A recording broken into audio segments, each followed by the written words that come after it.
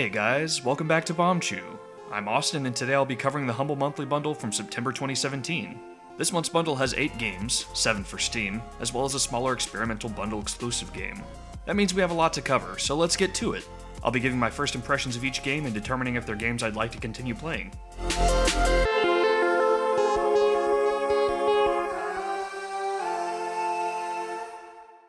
This month's exclusive title is Volantia, Kingdom in the Sky.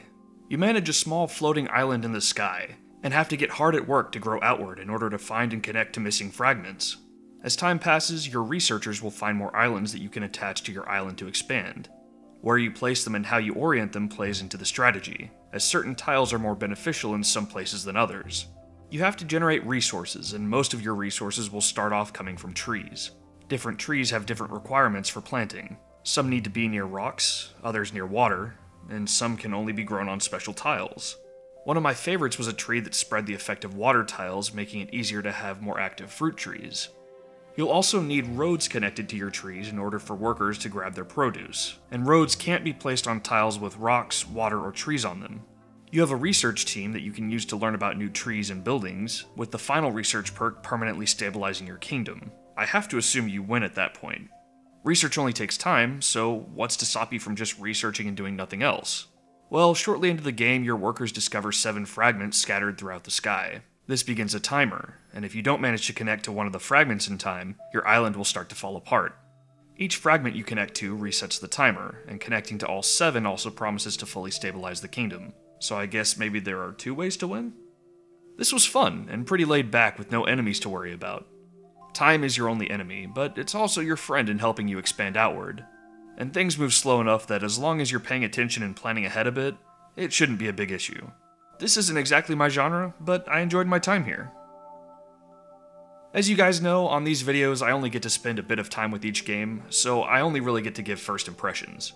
However, Hugh C. Mitchell has been reviewing the Humble exclusives each month, and his reviews are very insightful. I look forward to his stuff each month, and he gets criminally low view counts, so I just wanted to give him a shout out here. I don't know when his review of Volantia will be up, but if you like the Humble exclusives, definitely check out his past reviews. I'll link to his channel in the description below, as well as at the end of the video. Our first Steam game this month is the Banner Saga 2. Some of our earliest subscribers might remember that our first Humble Monthly review back in September last year had the first Banner Saga, so it's cool to see the sequel show up here. Just a heads up, this contains some spoilers for the first game, so if you don't want to see that, skip ahead to the time on screen. I never did manage to finish the first game, so it's nice that there's a recap option on the menu to get you up to speed on the story.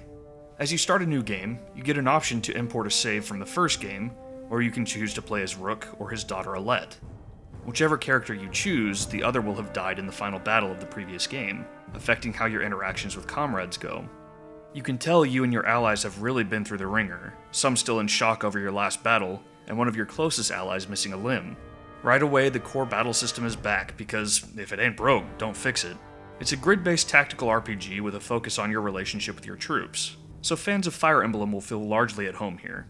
The morale of your caravan is affected by your actions outside of battle, such as making sure your people have enough food and rest, as well as how you deal with problems that arise.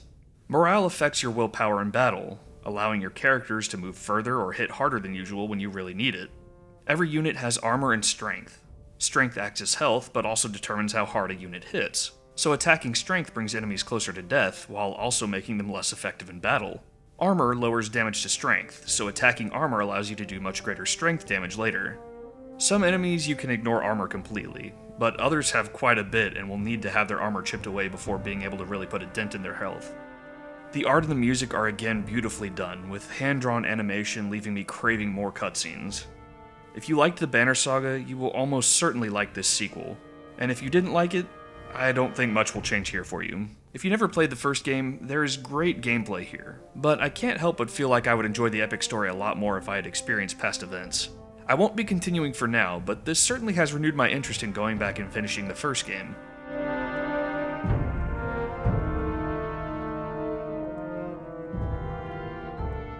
Our next game is Momodora, Reverie under the Moonlight, a 2D Metroidvania game. Like many others, I found out about this game from watching a one-handed speedrun by Half Coordinated during Summer Games Done Quick last year. It's a very eye-catching game.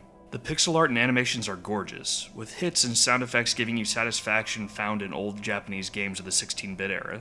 This is actually the 4th game in the Momodora series, but it takes place 400 years before the first game, so knowledge of the series isn't really required. Despite how easy half-coordinated made this game look, it's actually quite hard. Most enemies can't be mindlessly attacked, and their hits do significant damage, requiring you to constantly be paying attention. You have a number of healing items that are replenished at save points, but the ones you start off with don't heal for much, and you only have 3 of them, with a significant distance between save spots. The first level is a colorful forest, filled with enemies that don't look too evil. However, things get real when you reach Karst City. The music and atmosphere let you know that you should be worried, and the enemy designs are no longer cute, matching their big increase in power. I died a good number of times while playing, and my lost progress was just enough to be painful, but not so much that I was discouraged to try again. This is totally my type of game, and if you like side-scrolling action games, I think you'll love it too. I'll be continuing this one as soon as I finish this video.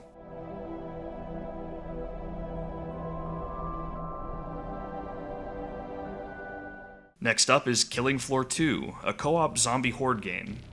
Like most horde games, you and your teammates fight wave after wave of enemies who slowly increase in difficulty. Each player picks a class, which determines your starting weapons and abilities. Classes can be leveled up, and experience is earned in different ways for each class, encouraging you to play your role well. Classes have passive effects that will increase with each level, ranging from increased damage or movement speed to shorter recharge times for healing items, among other things. Every 5 levels, you get to choose between one of 2 skills. These usually have similar ideas behind them, with one being focused on helping yourself, and the other being focused on helping your teammates. I played as a field medic, and starting off, I was frustrated with how long it took to recharge healing shots, as well as how little they healed. But by the end of my first match, the levels I gained improved both to where I felt good about my contribution to the team. As you play, you and your team will have to find a good spot to hold out and try to cover any spots where enemies can enter. At first, it's pretty easy with just regular slow zombies coming at you, but later waves bring out special zombies that can move quick, deal a lot more damage, and take a ton of bullets to kill. If you do enough cool stuff like get a few headshots, Z time will activate for the whole team, slowing time to a crawl so you can line up some easy shots. It's fun and not overdone, though it's a bit sad when it activates right when you start reloading. Throughout each wave you'll earn cash, which you can use between rounds to buy armor, ammo, and new guns. You'll want to have a full arsenal by the time the final wave comes, as you'll be dealing with a boss. I only got to try out one level, but it was covered in snow and the developers did not let that go to waste. Bloodstains showed up everywhere and just never went away. And there are so many more levels to pick from, as well as Steam Workshop support for adding even more. Despite not knowing much beforehand, I had a good time here, and it's pretty quick to learn. I would recommend doing the tutorial, as there were a couple of things I picked up about my class in there that I probably wouldn't have figured out otherwise. It's quick, and it gives you a free level up. Oh, and if you're a recovering console pleb like myself, you'll be happy to know that Killing Floor 2 has full controller support, and it feels great. While my random team did fine together, I think with some friends and planning our classes out together, we could really cause some mayhem. I'd certainly like to play it again.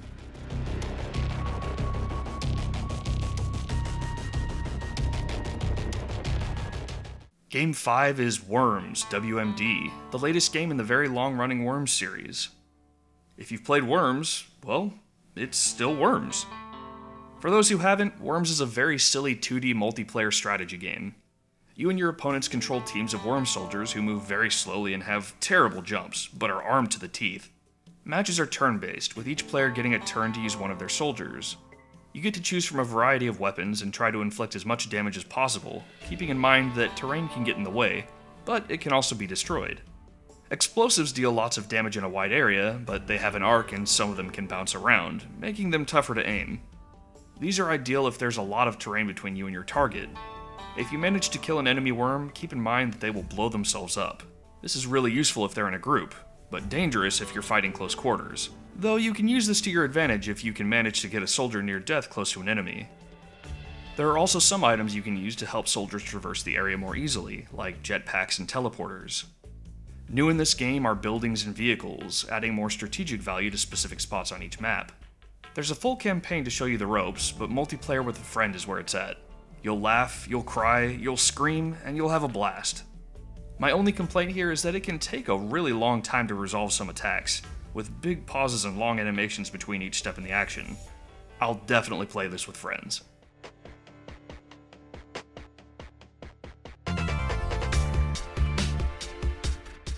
This leads us to Stories Untold. Oh my gosh, this game is so cool. This is a collection of 4 interactive horror stories, experienced in a text-based game on an old computer. It's really hard to talk about what makes this game special or show any interesting footage without spoiling some great moments. If you at the very least don't mind text-based adventure games and enjoy horror, you should go play this right now. If you like horror and you can't stand text-based adventures, you may still enjoy this game if you use a guide.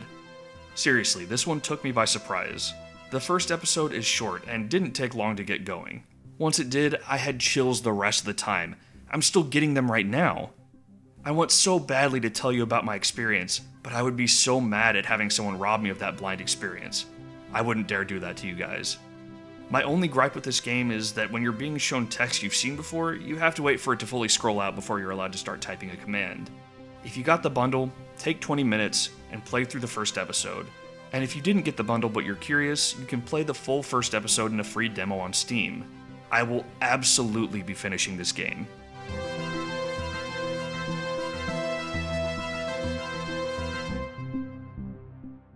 Next is HackyZack, a puzzle platformer. This one was actually published by Humble back in March, and I wouldn't be surprised to see more of their published games show up in future bundles. You play through a series of colorful levels with depressing names to them, with the goal being to hit your sack into a flashing yellow platform. Controls are pretty simple. You can move, jump, double jump, and hit the sack. You can hit the sack from anywhere inside the circle that surrounds it, and an arrow on the circle will tell you what direction it will go, with 8 possible directions. You control where it goes by pushing in that direction, or if you aren't moving, it just defaults to the direction that you're facing. Dotted white lines mark walls and floors that are solid for your sack, but not for your character, allowing you to pass through.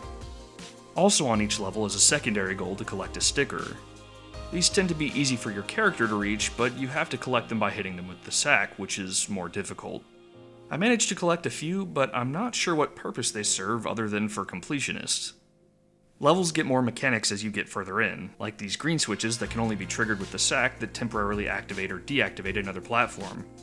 I like the aesthetic and the music, and I like the idea behind the gameplay, but I found actually connecting a hit with the ball to be a bit flimsy sometimes, making some of the twitchier levels feel less fair, and the difficulty spikes pretty early on. This one is kinda middle of the road for me, but I may play it again sometime.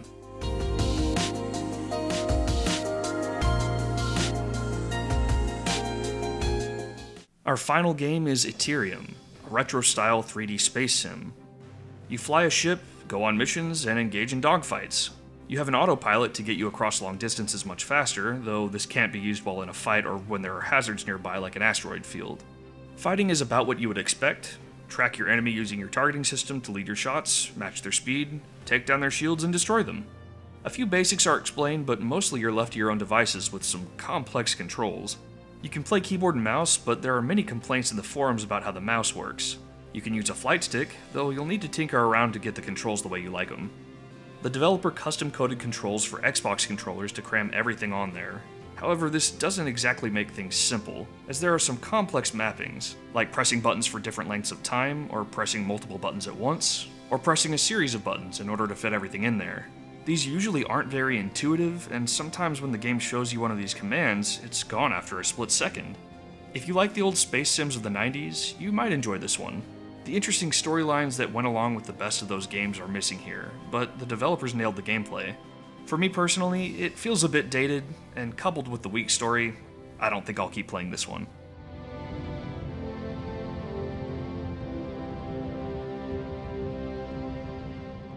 So overall, how was this bundle?